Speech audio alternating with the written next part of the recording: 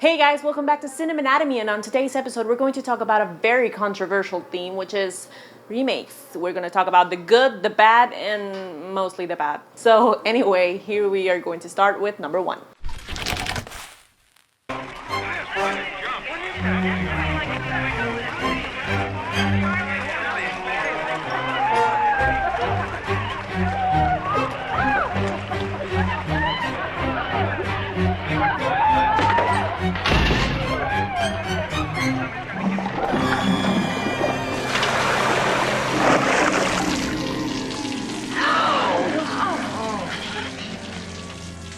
Usually when it comes to remakes, especially those who are also book adaptations, there's always the question of who did it best. But in the case of Carrie, it's just all pretty bad.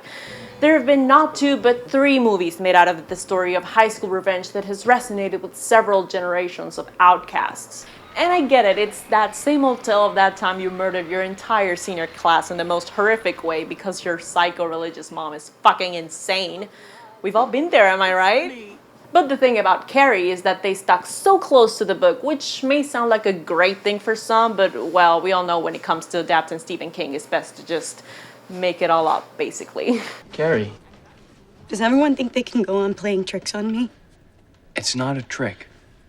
I know who you hang around with. Who I hang around with has nothing to do with this. I'm asking you because I want to.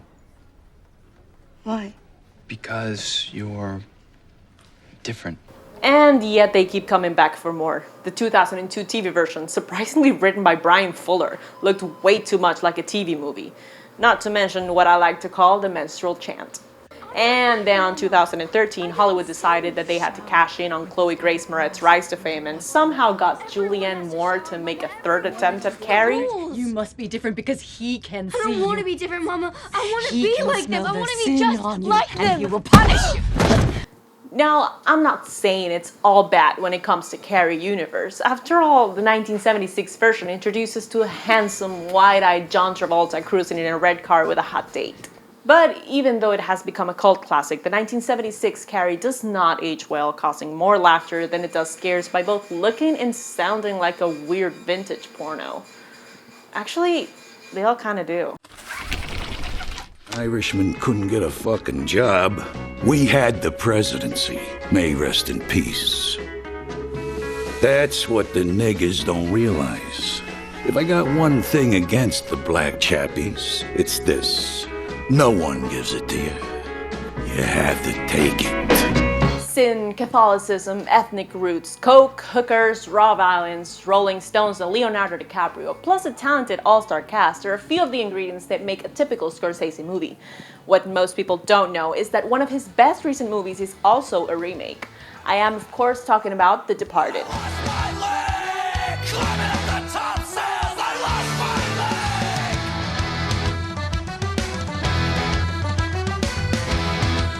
This thrilling drama got him an Oscar for Best Director and also Best Picture back in 2007. But the original Chinese Infernal Affairs doesn't look one bit like his. Not to say it's bad, it's a good story, and the fact that it's one of the most profitable productions in Hong Kong in recent years speaks volumes about its quality.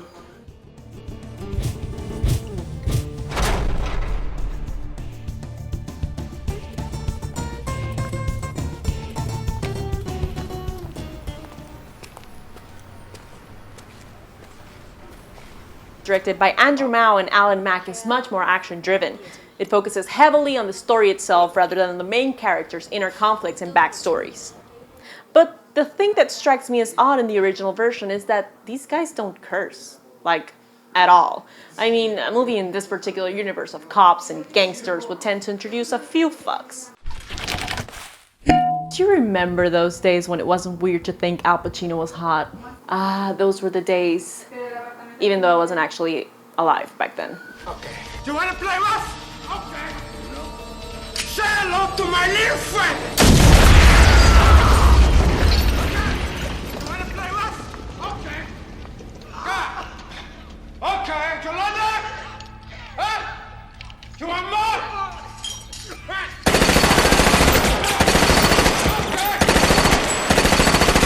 Scarface, directed by Brian De Palma, is probably one of the best gangster movies in the last 50 years. But this wouldn't have been possible without the previous release of the original version back in 1932 under the same name.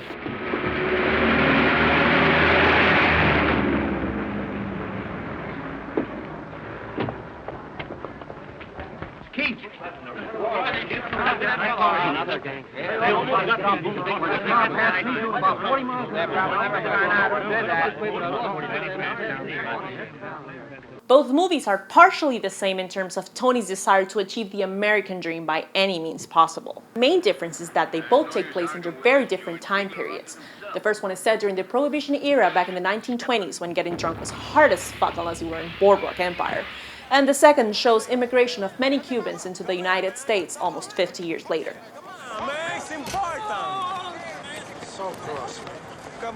Both movies had a strong critical response, both negative and positive, due to the strong language, violence, and all the people getting high. We make up for lost time. How do you want to play? Like this? That's it. What's your name? What? What's your name? Elvira what? Hancock. What? Hancock. Hancock? You sound like a bird. Hancock. Flying around. So that's it for this episode of Cinemanatomy. Don't forget to like, subscribe, and leave a comment below telling us how much you hated the TV movie version of Carrie.